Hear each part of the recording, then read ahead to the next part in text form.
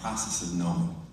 It gives you affords you the critical skills to contextualize whatever it is that you're doing. And I think that that's really important. And I think to your point about the training, because we're in a society that is so calcified in its caste structure, we see the tech people, one of them, we see the tech people as lionized because they're rich. They work in these offices that are incomprehensible to somebody who works at PS238. And then what happens, because we just recognize their hierarchy in the scheme, we don't critique them. We don't suggest, as you just did, that they're highly trained and uneducated people. Just because you're rich doesn't make you educated. You can be educated, crude, classless, reductionist. We have a whole series of people running the country right now that examples of what I'm saying.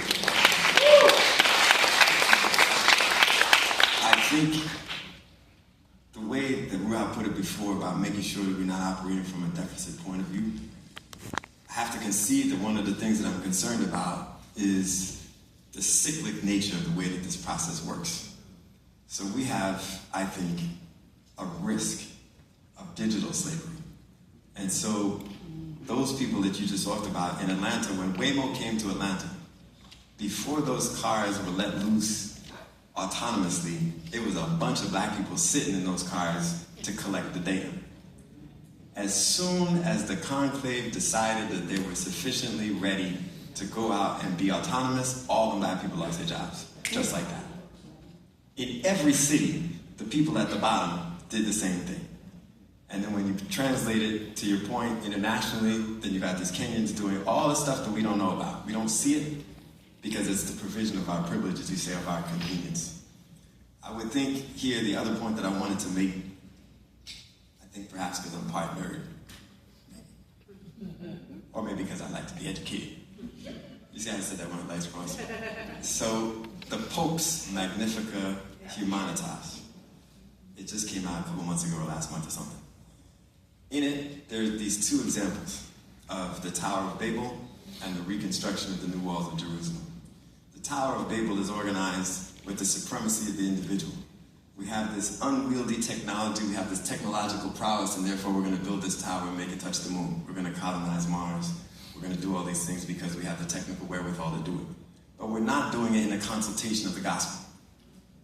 And in the reconstruction of the new walls of Jerusalem, as he points out, the point was to interact with the people, get counsel from the gospel. What is it that these people need? Who are these people? Protect them from what? That's the whole concept of us. The point that he makes there in the conclusion of that is the common good. The common good is the thing. And without the education, we don't even know who the common is. So to me, the way that these things fit together, the training, particularly technical training in the last quarter century, has ascended a group of people who are highly uneducated and inordinately powerful. Those are the Babylonians. And what we need is the education such that as we're reconstructing a new wall, it's inclusive. And it's the mortar of that is the common good, such that we understand what the common good means. And as I'm walking from 125th Street, because I had to go down there just because, to 135th, and I'm stepping over black people, I can't be satisfied because there is the least of us, and I'm walking past them to get here. So I'm hurting. That's the common good. I gotta be uncomfortable. Feel me? And I think that those are the two things, to me, that reconcile the distinction between training and education.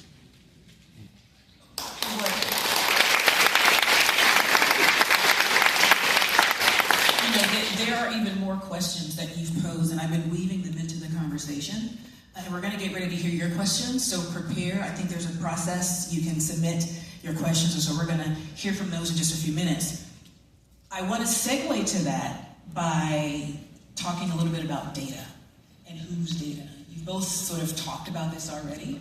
Black folks being in Waymos for testing, Kenyans and other Africans in other countries perusing horrific videos and images so that AI knows what not to say and show us. We were searching for a picture of clouds and smoke coming up from an urban landscape. But I want to talk about the data and whose data are being used for this training. Often ours is not, or those, whether it's Black folks' data, whether it's folks who are in lower middle income families, whether it's those who don't have a technical training, and you are so right, I work with tech pros who talk a really good game, but actually are very vacuous in how they show up and talk, and so that's actually real. But the data that we're using is still ours. And in many ways, we aren't protecting that data. We will often be required to give away those rights to get access to an app that can show us how old we'll look now in 20 years, right? So how do we think, and how should we think about, I have opinions here, but this is y'all's show, how should we think about protecting our data from these models that in many ways aren't designed for us anyway?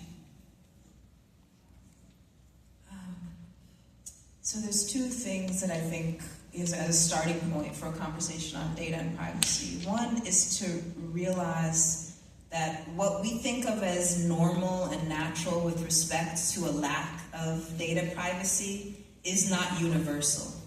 That is, if we look to Europe, that has a much more robust general data privacy regulation that cuts across all 27 EU countries, in which to get individuals' data in Europe, they have to opt in. It's not like here where they automatically get your data and you can opt out, right?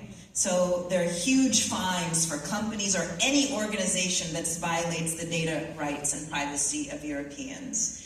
Again, thinking about how robust that regulation is, the same companies that extract our data willy-nilly, if they're operating there, they have to change their platform in order to not to adhere to the rights. So one thing is to keep in mind is it is possible for us to assert collectively as a society. Now, California has more robust data regulation, so again, it's very piecemeal here, where now I think 11 states have followed California. And so just at the level of asserting data privacy and rights, that's a starting point. Is policy, regulation, and we can learn from how other jurisdictions have done it and push that as a collective. The other, and so that's kind of working with the system that we have. So that's a whole conversation. But then remember I talked about how building autonomous alternatives, parallel institutions. There are also groups, indigenous-led groups, who have a really long history of having their data and bodies violated by science, technology, etc., that are working on these alternatives. And one platform in particular I'm going to invite you to look up as one of your homework that I'm giving you tonight is called EarthFrame. It's one word, EarthFrame. And this is a platform, it's an approach to data and infrastructure that adheres to this principle of digital sovereignty that has to do with self-determination that communities should and can have with respect to their data and the knowledge that flows from that data. So this is a very new experiment or alternative that can be adapted in other places that gives us a glimpse of what it looks like when we take control, when we don't just try to change the existing system and work from the inside, but we create alternatives that can be shared and adapted in locales. But in both cases, notice that I didn't talk about how individuals just can protect their data, right? And trying to do it, get off this app, do this. I think there's a place for that. And there's there's something called the Liberation Toolkit that's developed by this wonderful organizer and activist that gives you individual sort of tools to be able to get off certain systems, protect your data, and that has a role, definitely. But again, it's kind of like thinking that if we each work to recycle our trash really well, we're going to fix the climate catastrophe. When what we need to do is actually hold the companies that create the majority of the pollution in check and hold them accountable. So similarly, we need to not just try to have individual approaches where we each have to shoulder the burden, but we need to push those who are creating the problem to change their actions. And so both of these are different ways to kind of go about that. Thank you. You have thoughts on that, Camille? Well, I want to go to some questions. I think Brandy's going to be coming up and walking us through the questions that you've asked us. So thank you for listening and for mulling the things that we've been talking about. You've likely been having your own conversations too, and we'd love to hear what's been on your mind. So we have many questions.